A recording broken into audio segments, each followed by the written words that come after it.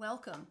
This is the Conquest of Happiness, a series offered by Center for Higher Consciousness. I'm your host, Sarah McKelvey. Here at Center for Higher Consciousness, I'm a psychotherapist and the director.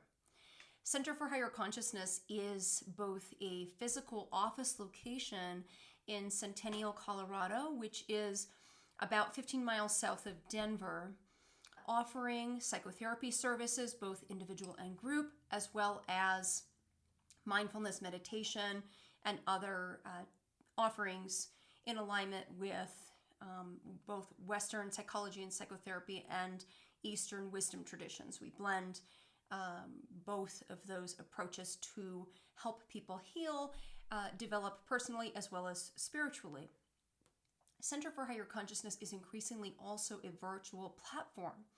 In light of what we're all going through this global health crisis, learning to connect and communicate more heartily on virtual platforms, Center for Higher Consciousness will be offering a number of series on YouTube that connects us all and keeps us talking about really important subjects in helping us all flourish, helping us toward a greater potential, and helping us with collective evolution, especially in terms of our consciousness, which Center for Higher Consciousness is obviously interested in promoting. So let me introduce the Conquest of Happiness. The Conquest of Happiness is a title taken from the work that we are closely following. This is a work that was written almost 100 years ago by a really prominent philosopher by the name of Bertrand Russell. He was born into the British aristocracy, and much of what he did with his brilliant mind was to advance humanity on many fronts, in philosophy, in mathematics, in logic, in politics, in social justice, and in our subject, trying to help educate people. We're following his book more or less in a chapter by chapter format, which is divided into two main sections: causes of unhappiness and causes of happiness. Taking on the subject matter of happiness is, I think, a really useful way to spend your time. If you will take this journey with me and spend a few hours watching the videos in this series, I think it will be well worth your time. And what I advise you to do is maybe to take the slow approach through these videos. After each video, please take some time to meditate on and sit with and simmer these observations and insights and really deeply apply them to your personal life or the lives of people that you're closely involved with, your family, your friends. Share these observations and really do a deep dive. Journal, talk about this with other people in terms of where these common traps of unhappiness show up for you, or what traps you're vulnerable to, and ways you can start plugging into sources of happiness that are sort of tried and true across different people that really work for most of us. Really trying to take on this apprenticeship. It's worth it. Bertrand Russell does a great job at conveying that happiness is a comprehensible, rational pursuit. It's not so random and idiosyncratic as you might think at first glance. There is some idiosyncrasies in happiness. One has to really know oneself and align oneself with one's deepest values, goals, purposes in order to be happy. And we have to have some fortune and luck in life as well to stumble upon or be embedded into favorable circumstances. That's absolutely true, that we're not to blame for our unhappiness, but we're also not off the hook. There is some way that we might take the reins on what we can take the reins on in order to align ourselves with this pursuit and struggle with what we need to struggle with in order to overcome trends of unhappiness. We can kind of lean into Bertrand Russell as guide, or dare I say guru of happiness, because although he's not formulaic by any means, we can't rely on a simple formula for something as complex and elusive as happiness. He does provide a sort of recipe of sorts, a sort of guide that we can apprentice under. His recipe for happiness, by the way, is derived from his personal experiences as well as his thoughtful reflections on humanity and those closest to him in the course of his life. Taking an interest in humanity, he does take a very deep interest in humanity. He has a lot of humanitarian concerns that he dedicated a lot of his life to. He actually even won a Nobel Prize for his humanitarian concerns, which run the gamut of political concerns, and then sort of like he was like a social critic of trends in education and religion and war and nuclear arms, and was an advocate for a champion of many causes. He was a champion of many causes. So his recipe for happiness is to discover the things you most desire, to pursue them and acquire them. A large part of his recipe is an external pathway to happiness, that we should pursue the good life in a very worldly sense, trying to get most of what we want to fulfill our desires to their logical end. Yet, second part of the recipe is to let go of the things, those desires that are unrealistic, perfectionistic, or grandiose. Really sort of working within reality, which is a general red thread in this work and other works on happiness, working within reality and accepting the reality that you're in. You can leverage that reality, but not transcend it in some kind of ungrounded idealism. He would dissuade people from that, and he thinks that that's probably a common source of frustration and suffering. The third part in this recipe for happiness that starts with fulfilling the desires that are realistically in your reach and letting go of desires that are not is to diminish preoccupation with yourself. This is probably one of the most important premises we'll find in the book, and he spends an entire chapter, the first chapter, on this in more detail.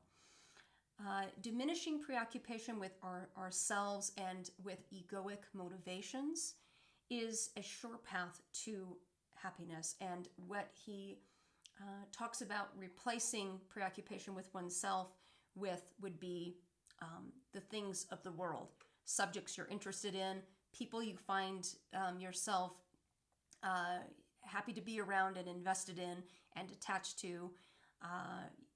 Anything that involves yourself with something larger than yourself is not only constructive and contributes a lot to other people's lives, but it also protects you from an insidious form of unhappiness that results of being narrowly preoccupied with ourselves. I love his rational, optimistic, secular humanist approach to the study of happiness. It's very pragmatic, it's very down to earth. The pursuit of happiness is a very American ideal. It's one of our unalienable or inalienable rights put forth in Article 24 of the Declaration of Independence. Life, liberty, and the pursuit of happiness. Yet the Declaration of Independence did not offer a way to do that, a means to do that. It just stated the pursuit of happiness as something that we should have a fair shot at. And hopefully Bertrand Russell can kind of come in and fill in the gap there and help us with, how do we go about doing that.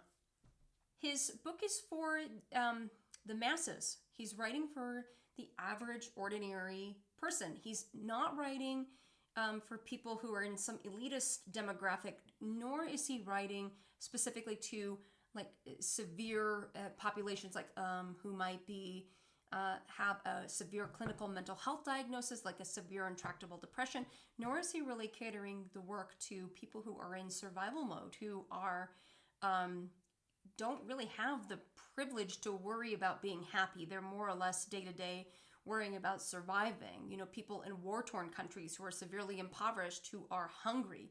This is not a work for that population.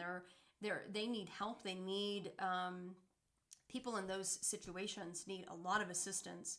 And this is, per Maslow's hierarchy of needs, a higher order need that emerges once our survival level needs are met. So it's really basing that the reader is pretty much of mild to moderate privileged in order to concern themselves with happiness. The human potential movement, which precedes positive psychology, is really in alignment with the conquest of happiness, as it really wanted to promote the upper reaches of humanity and promote thriving, which happiness, a meaningful, happy, deeply satisfying life would be an example of such. He is going to examine ways in which we think about life and what we want out of it as a common source of unhappiness, but he's not going to throw himself completely into that department like other people do. He's really going to cater a kind of happiness that we might call it worldly happiness. He's really after helping us understand and cultivate worldly happiness that the average person raising a family, developing a career, and being involved in their community should hope for. Throughout the work, I also find that he often advocates for what we would call moderation, that he is suggesting that we look at forms of extremism as well as escapism, comes up a lot, as places to avoid and common causes of suffering. And so he will often talk about living a more balanced life that has many dimensions, that diversifies our attachments, commitments, investments as a sort of insurance policy against when things collapse or things fall apart, which is the way of life.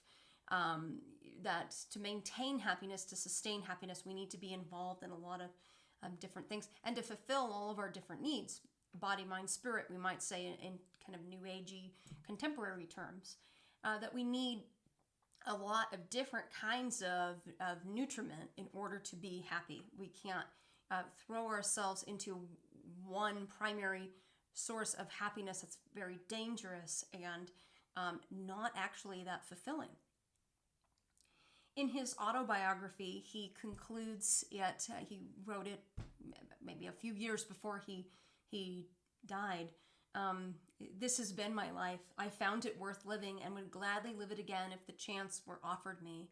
So I feel like he really walks the walk and talks the talk. He self-admittedly was a depressed, suicidal youth. He talks about this in the introduction to Conquest of Happiness and how a sort of conversion helped him really plug into life in a very meaningful, constructive way, of which that conversion he draws insight from and talks about in the subsequent chapters of Conquest of Happiness. So it's really coming from a really personal reversal of a fate that would be, prone to a severe unhappiness. And so I think we can trust him in making suggestions that come out of not some conceptual realm of which he is abstractly related, but to which he's deeply personally related. So again, I wholeheartedly welcome you to the Conquest of Happiness. This concludes part 1 of some introductory notes to the series. Stay tuned for a few more videos on introductory notes before 8 videos that will be featured roughly corresponding to the 8 chapters that comprise Section 1, Causes of Unhappiness. So glad you've joined us and Bertrand Russell on the recovery or installation of a joyous approach to life.